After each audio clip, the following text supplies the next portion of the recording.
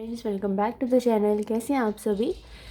हम Fortran language कर रहे थे जिसमें हम फोर्टन का बेसिक कर चुके हैं। फोर्टन में कॉन्स्टेंट्स क्या यूज़ होते हैं वो हम कर चुके हैं। आज हम करेंगे फोर्टन वेरिएबल्स।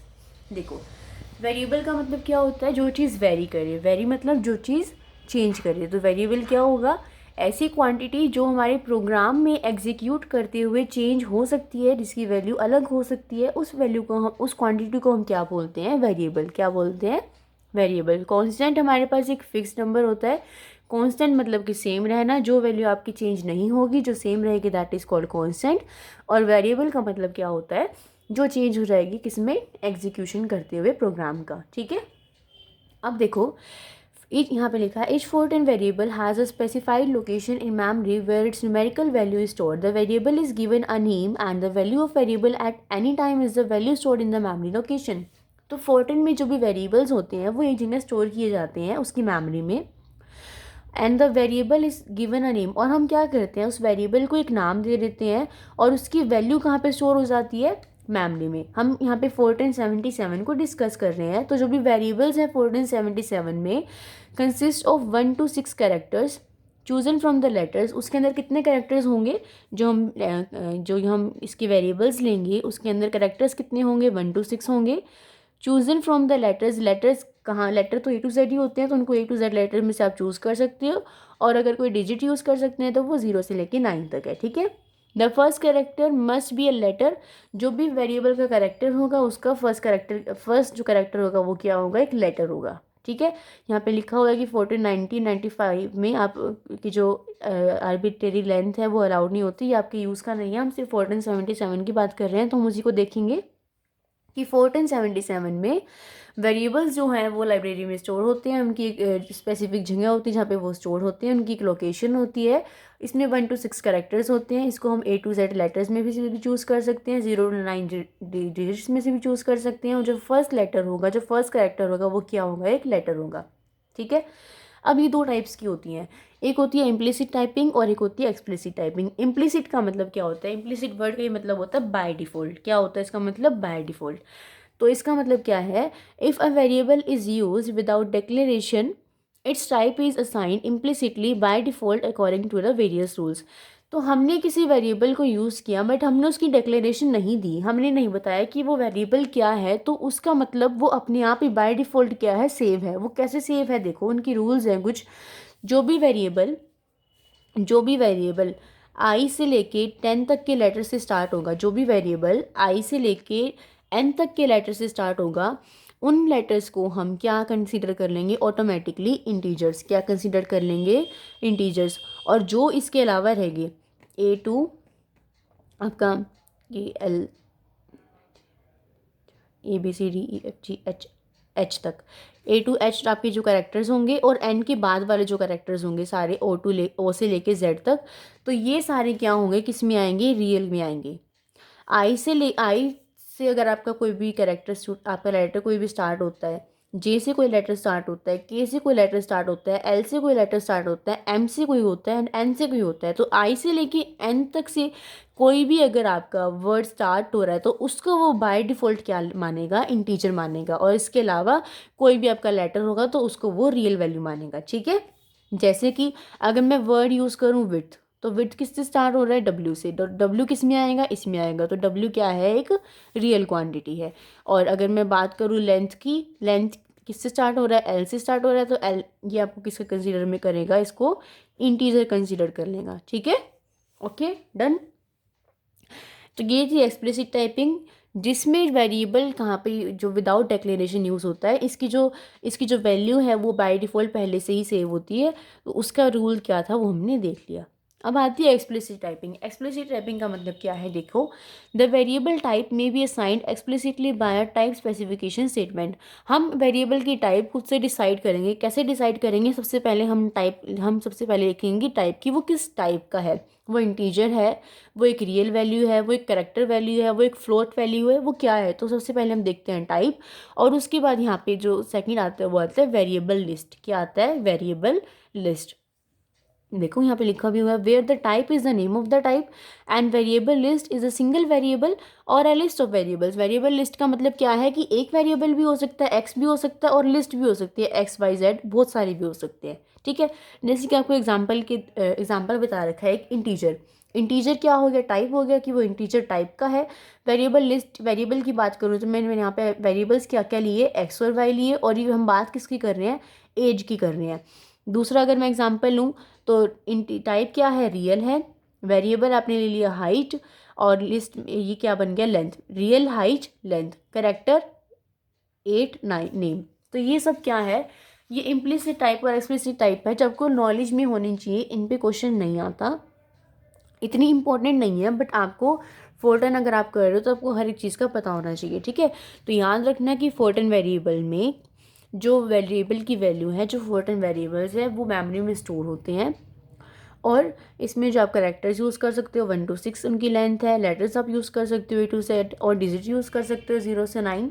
अभी 2 टाइप्स की होती है, इम्प्लिसिट टाइप और एक्सप्लिसिट टाइप। इम्प्लिसिट का मतलब ये है कि बाय डिफ़ॉल्ट उसकी वैल्यू पहले से ही सेव है, हमें उसको डिक्लेयर नहीं करना पड़ता, विदाउट एनी डिक्लेरेशन वो वैल्यू उसको ऑलरेडी असाइंड है। वो किस बेसिस पे असाइंड है कि अगर लेटर स्टार्ट हो रहा है आई से लेके आई टू एंड्स में, कोई भी लेटर से अगर आपका वर्ड स्टार्ट हो रहा है तो वो इंटीजर मान लेगा उसको, और वरना वो उसको रियल मान लेगा। और ये एक्सप्लिसिट टाइप थी कि आप उसको डिफाइन कैसे करोगे, टाइप वेरिएबल लिस्ट आप उसको इस तरह से डिफाइन करोगे, ठीक है। तो ये छोटा सा टॉपिक था हमारा। अब उसके बाद जो मेन टॉपिक आता है वो आता है आपका अर्थमेटिक एक्सप्रेशन, जो कि इंपॉर्टेंट टॉपिक है एक। देखो अर्थमेटिक एक्सप्रेशन कौन से होते हैं, plus, minus, multiplication, division, exponential, ये सारे क्या हैं, ये सारे आपके अर्थमेटिक ऑपरेशन है। प्लस एडिशन के लिए यूज़ होगा, माइनस सब्ट्रैक्शन के लिए यूज़ होगा, ये साइन मल्टीप्लिकेशन के लिए यूज़ होगा। आप कभी भी मल्टीप्लाई वाला साइन यूज़ नहीं कर सकते, मल्टीप्लिकेशन का साइन ये है, ये डिवीजन के लिए है, और ये एक्सपोनेंशियल के लिए। एक्सपोनेंशियल का मतलब अगर आपको पावर्स वाला कोई कुछ सॉल्व करना है तो उसके लिए आप ये यूज़ करोगे। तो फोर्टन में हमारे पास 2 टाइप के एक्सप्रेशन होते हैं, इंटीजर एक्सप्रेशन और रियल एक्सप्रेशन। हम अर्थमेटिक एक्सप्रेशन की बात कर रहे हैं ना, तो देखो अर्थमेटिक एक्सप्रेशन की अगर मैं डेफिनेशन की बात करूँ तो डेफिनेशन में क्या होगा, इसमें वेरिएबल्स और कॉन्स्टेंट का मिक्सचर होगा। वेरिएबल्स और कॉन्स्टेंट्स का क्या होगा, ये कॉम्बिनेशन होगा। तो वेरिएबल और जब कांस्टेंट मिल जाते हैं तो उसे हम क्या बोलते हैं, अर्थमेटिक एक्सप्रेशन। अब ये 2 टाइप के हो सकते हैं, वेरिएबल भी आपके 2 टाइप के हो सकते हैं। वो क्या हो सकते हैं, रियल भी हो सकते हैं और इंटीजर भी हो सकते हैं, ठीक है। तो देखो अब बात करते हैं हम इंटीजर एक्सप्रेशन की। तो कोई भी इंटीजर एक्सप्रेशन कब बनेगा, जब उसके अंदर क्या हो, इंटीजर ही तो वेरिएबल हो और इंटीजर ही क्या हो, कांस्टेंट हो। तो it is form by the combination of integer variable name and integer constants, और विद और उसके बीच में क्या हो, कोई भी अर्थमेटिक ऑपरेटर हो। तो इंटीजर एक्सप्रेशन कैसे बनेगा, अर्थमेटिक एक्सप्रेशन कैसे बना, जब आपने वेरिएबल्स और कांस्टेंट के बीच में कोई अर्थमेटिक ऑपरेटर कनेक्ट कर दिया। फिर इंटीजर एक्सप्रेशन कैसे बनेगा, जब आपने इंटीजर वेरिएबल और इंटीजर कांस्टेंट को एक ऑपरेटर के साथ कनेक्ट कर दिया। इसी तरह से अगर मैं रियल एक्सप्रेशन की बात करूँ तो रियल एक्सप्रेशन कैसे फॉर्म होगा, किसके कॉम्बिनेशन से फॉर्म होगा, रियल वेरिएबल और रियल कांस्टेंट को एक ऑपरेटर से कनेक्ट कर दो, ठीक है। तो ऐसे हमारे ये बनते हैं। अब इसके कुछ रूल्स हैं, रूल्स क्या हैं वो हम देख लेते हैं। देखिए, इंटीजर वेरिएबल नेम और इंटीजर कांस्टेंट विद और without a sign as an देखो इसके रूल्स हम यहाँ पे देखते हैं। हम किसकी बात कर रहे हैं, हम बात कर रहे हैं इंटीजर एक्सप्रेशन की। तो इसके रूल्स क्या कहते हैं, इसके रूल्स ये कहते हैं, फर्स्ट रूल इसका ये है, इंटीजर वेरिएबल नेम, कोई भी वेरिएबल का नेम है या फिर कोई कांस्टेंट है, उसमें साइन हो भी सकता है और नहीं भी हो सकता। वो एक एक्सप्रेशन होगा, जैसे कि 5 4 -5 -4 -3 A B C। तो ये क्या है, ये वेरिएबल है, ये कांस्टेंट है, ये विदाउट साइन है, ये विद साइन है। तो ये भी क्या है, आपका एक्सप्रेशन है, क्या है, एक्सप्रेशन है।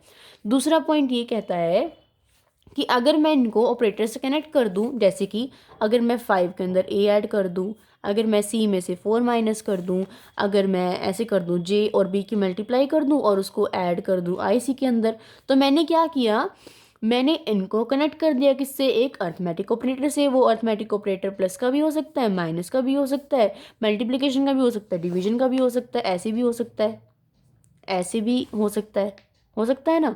तो ये क्या कह रहा है कि अगर कोई अलग अलग है वेरिएबल, कांस्टेंट अलग है, साइन है, साइन नहीं है तो भी एक्सप्रेशन है।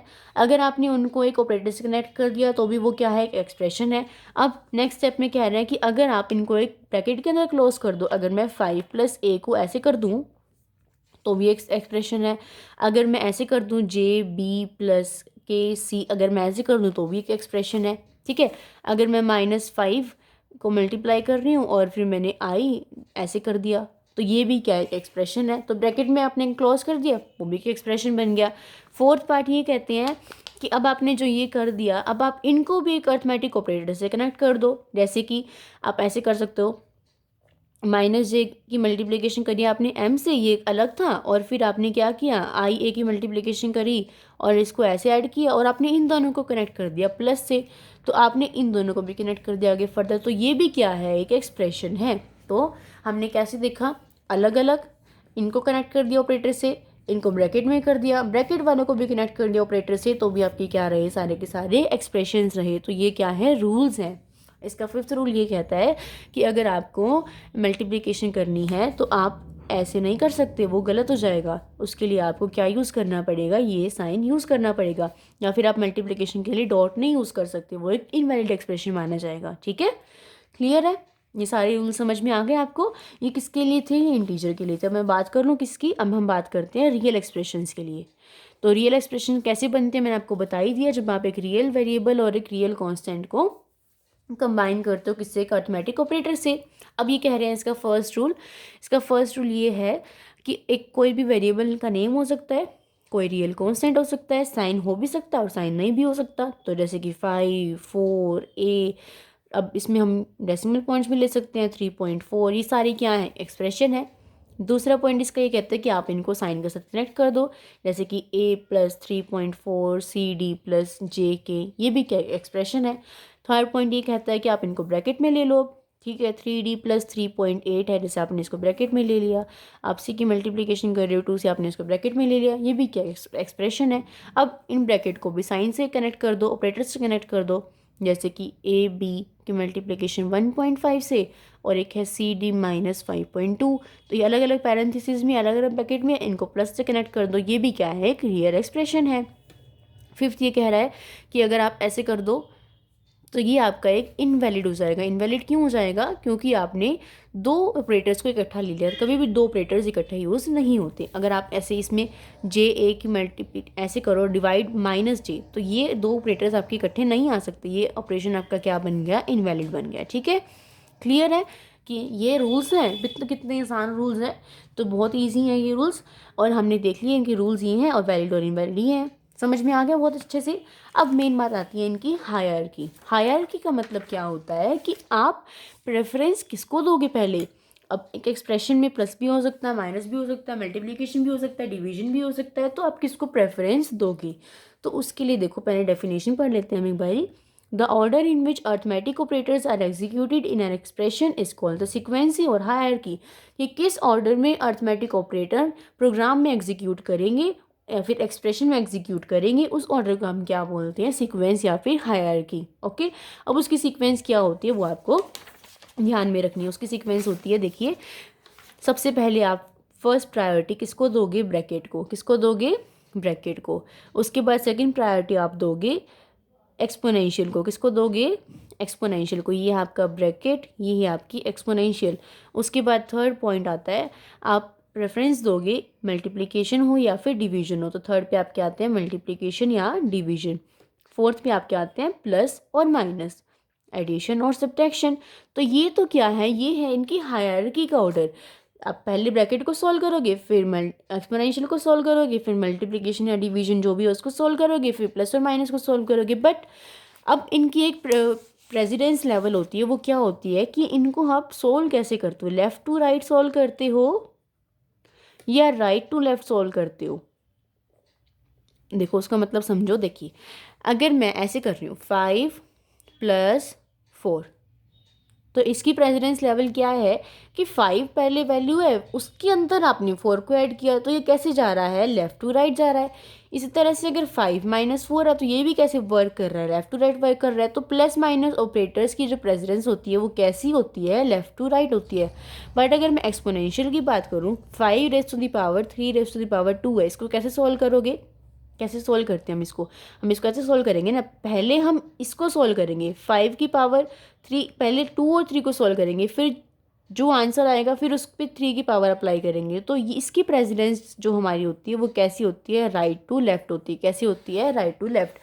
तो मेरे कहने का मतलब यही है कि अगर आपको ब्रैकेट मिल गया, आपने ब्रैकेट सॉल्व कर दिया, ये सॉल्व कर दिया, बट अगर एक इक्वेशन में प्लस भी है माइनस भी है तो कैसे, किसको प्रेफरेंस दोगे, प्रेफरेंस उसको दोगे, लेफ़्ट टू राइट चेक करो, लेफ़्ट टू राइट में जो पहले लेफ़्ट पे आएगा, जो पहले आएगा उसको आप प्रेफरेंस पहले दोगे। ठीक है, समझ में आया। अब इसको मैं दिखा देती हूँ आपको यहाँ पे कैसे दे रखा है। The expression with the bracket is executed first, जो भी एक्सप्रेशन ब्रैकेट के अंदर होगा उसको आपको सबसे पहले यूज़ करना है। In case of nested brackets the innermost is evaluated first and then next innermost and so on. अगर आपके पास बहुत सारे ब्रैकेट्स हैं, कई बार हमारे पास स्टेटमेंट ऐसी होती है उसके अंदर तो सबसे पहले बाहर वाले ब्रैकेट को सॉल्व करना है, फिर उसके अंदर जो ब्रैकेट है उसको सॉल्व करना है, फिर उसके अंदर जो ब्रैकेट है उसको सॉल्व करना है, फिर उसके अंदर जो है उसको सॉल्व करना है। तो इसका मतलब ये है, क्लियर है। नेक्स्ट पॉइंट देखिए, the exponential is executed next and it has the right to left precedence. जो ब्रैकेट सॉल्व करने के बाद आप जो यूज़ करो, जो सॉल्व करोगे वो है एक्सपोनेंशियल पार्ट। एक्सपोनेंशियल जो पार्ट है उसकी प्रेसिडेंस कैसी होती है, राइट टू लेफ्ट, मैंने आपको बता दिया पहले से ही। थर्ड है कि थर्ड पे आपके एग्जीक्यूट होते हैं मल्टीप्लिकेशन और डिवीजन, और ये प्रेसिडेंस क्या देखोगे, लेफ्ट टू राइट में देखोगे। अगर मल्टीप्लिकेशन पहले आ रहा है तो मल्टीप्लिकेशन को सॉल्व करोगे, अगर डिवीजन पहले आ रहा है तो डिवीजन को सॉल्व करोगे according to left to right precedence. इसी तरह से फोर्थ आता है एडिशन एंड सब्ट्रैक्शन, तो उसको भी आप किस वे में सॉल्व करोगे, लेफ़्ट टू राइट वे में। अब देखो यहाँ पे मैंने 2 एग्जाम्पल लिए आपको समझाने के लिए, ताकि आपका जो कंसेप्ट है वो क्लियर हो जाए। देखिए इसमें फर्स्ट की अगर मैं बात करूँ तो फर्स्ट में क्या है, x + y + z divide i + j bracket minus j exponential j divide by y, और ये ब्रैकेट। तो अब मुझे ये बताओ कि सबसे पहले क्या सोल्व होगा। सबसे पहले हमारी सोल्व होगी ब्रैकेट, और ब्रैकेट में भी ब्रैकेट की प्रेसिडेंस क्या है, राइट टू लेफ्ट। ब्रैकेट की प्रेसिडेंस क्या है, राइट टू लेफ्ट। और या फिर हम कह सकते हैं कि इनर जो सबसे बड़ी ब्रैकेट है उसको हम पहले सोल्व करेंगे। तो इसमें सबसे बड़ी ब्रैकेट कौन सी है, ये वाली। तो जो फर्स्ट नंबर पे एग्जीक्यूट होगा वो क्या होगा, ये। उसके बाद इस ब्रैकेट को सॉल्व करोगे, उसका जो रिजल्ट आएगा फिर इसको सॉल्व करोगे, तो सेकेंड पे क्या सॉल्व होगा, ये। फिर थर्ड में बात करूँ तो थर्ड पे क्या सॉल्व होगा, ये, क्योंकि ये ब्रैकेट आ रही है। फिर फोर्थ पे प्रेसिडेंस किसको देनी है आपको, किसको देनी है आपको, इसको देनी है डिवीजन और मल्टीप्लिकेशन को। तो डिवीजन और मल्टीप्लिकेशन में से बात करूँ तो मैं डिवीजन की प्रेसिडेंस यहाँ पे डिवीजन ही है, तो फोर्थ पे क्या स्टेप एग्जीक्यूट होगा, ये होगा। और फिफ्थ की बात करूँ तो फिफ्थ पे क्या एग्जीक्यूट होगा, ये होगा। ठीक है, तो ये एग्जाम्पल था। एक एग्जाम्पल से और देखते हैं हम। देखिए x + y + z divides by bracket i + j minus i exponential ये exponential bracket j divide by y, ये ब्रैकेट। तो ये वाली ब्रैकेट सबसे पहले सॉल्व होएगी। इसमें सबसे पहले क्या सॉल्व होगा, j। इसके अंदर, इस ब्रैकेट के अंदर सबसे पहले क्या सॉल्व होगा, आपने ब्रैकेट को प्रायोरिटी तो दे दी, बट ब्रैकेट में भी सबसे पहले प्रायोरिटी आप किसको दोगे, एक्सपोनेंशियल को दोगे। तो सबसे पहले ये चीज़ सॉल्व होगी। फिर जो